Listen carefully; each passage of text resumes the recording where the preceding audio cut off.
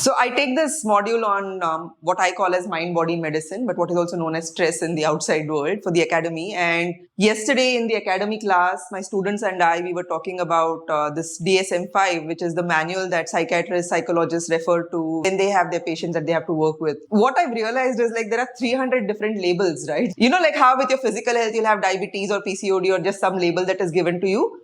Similarly, with mental health also, all that is being done with patients is they're giving labels, okay? Bipolar, depression, anxious.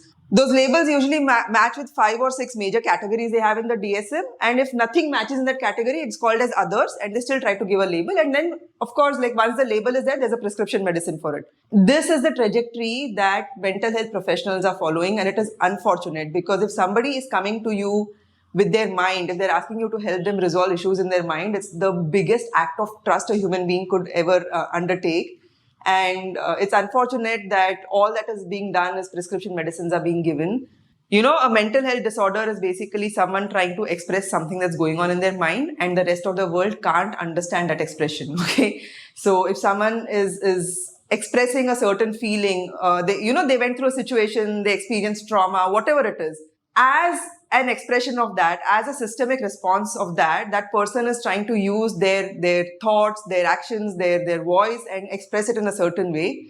Unfortunately, those expressions don't fit into society's ideal, right? Like for someone, grief will mean that you should be sad when you're grief occurs in your life. But what if another human being wants to express that grief as anger?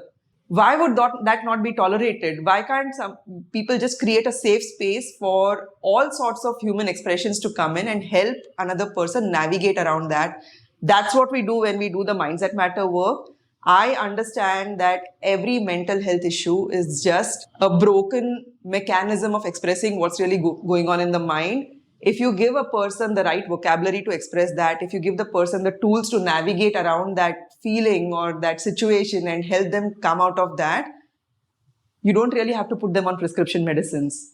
The bipolar disorder patients that come to us, it's incredible. Like the kind of experiences they have are something that a normal human being can't comprehend, and because of that, they've just been put on this label that you have bipolar, and then they're given so many medications to kind of numb them down. I think it's extremely unfortunate, and I really believe that if I do my job well, and if we have enough coaches that we can grow within iThrive, we'll soon put the psychiatric professionals out of their jobs as well, unless they come and learn from us.